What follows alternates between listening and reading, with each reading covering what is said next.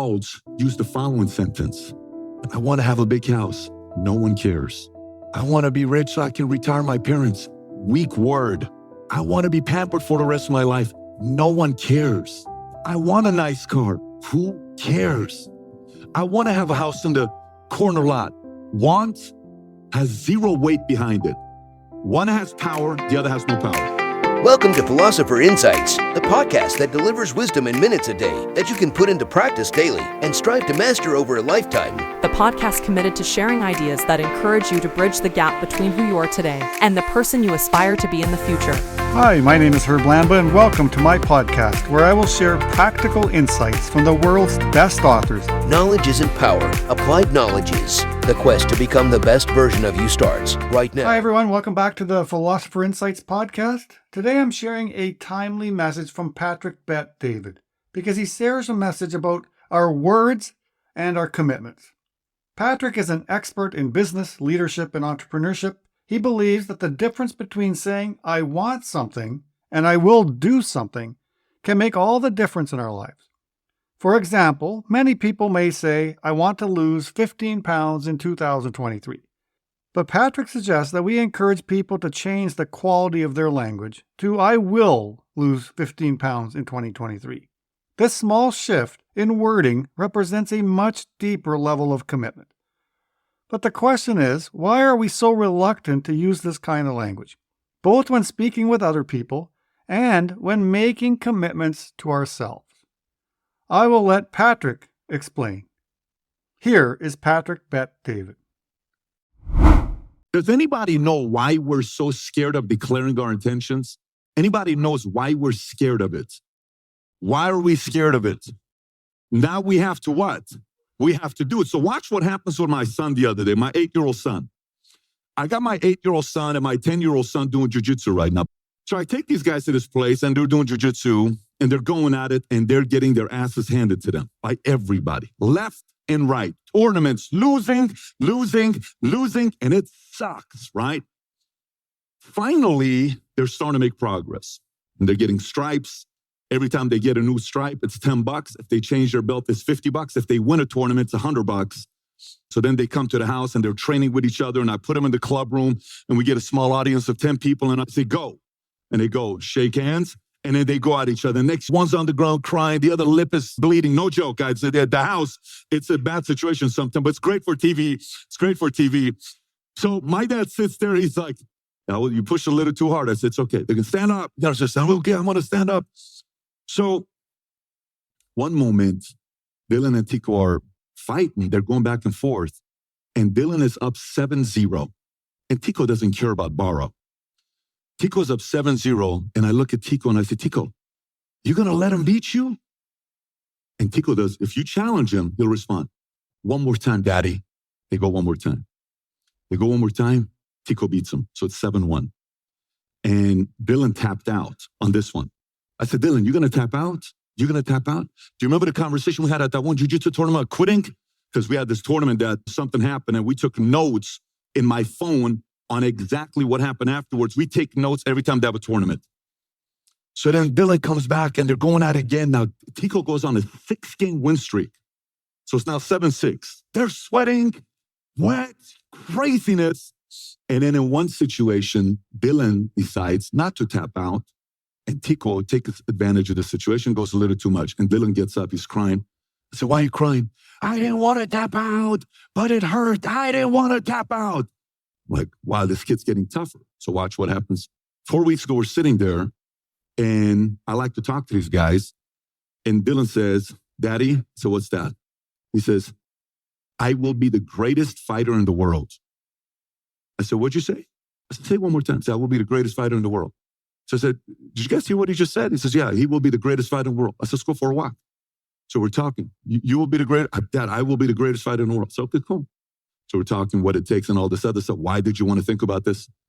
2 weeks goes by and we're at dinner again. I said, Dylan, what happened today to practice? Didn't you say you will be the greatest fighter in the world? I never said that.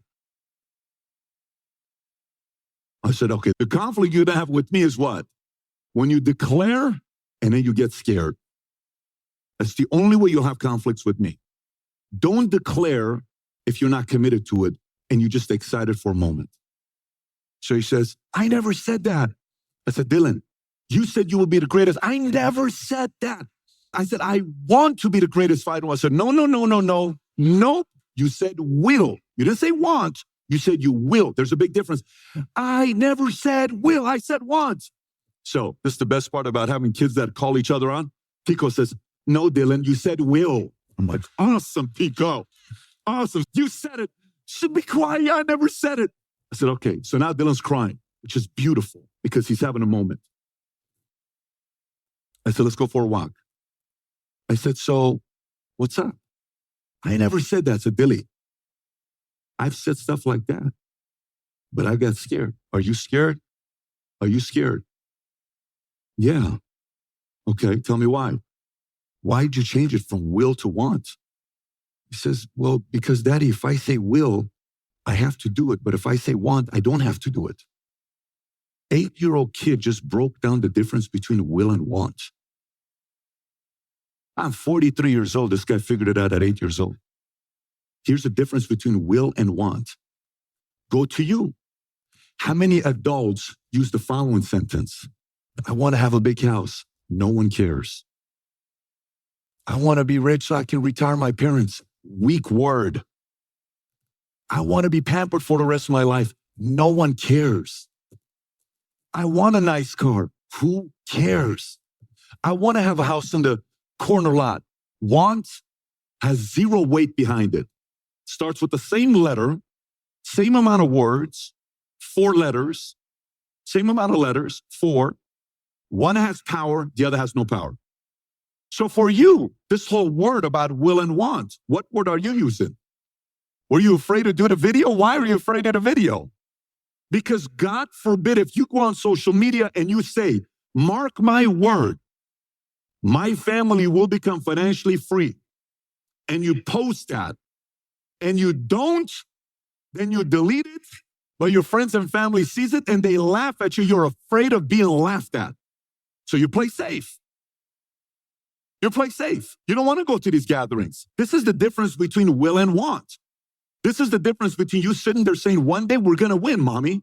One day we're going to win, Daddy. One night, my dad and I were at a Christmas party, and I'm 25, 26 years old, and one of the guys on my dad helped them out.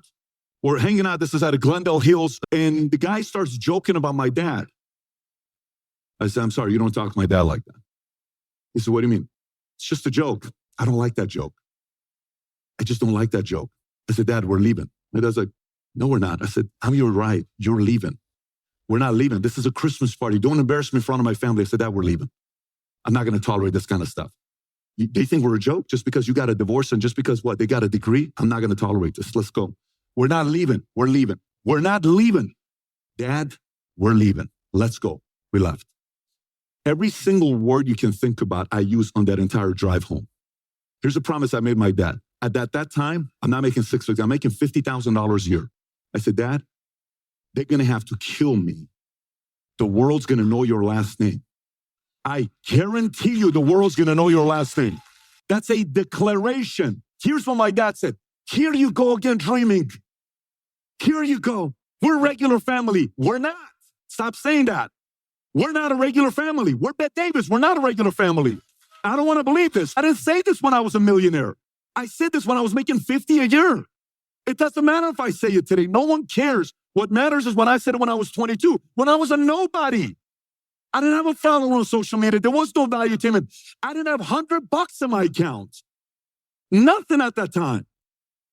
So no more want. Moving forward. Everybody around you, that's your blood. That's your family. That's in your base shop. That's on your team.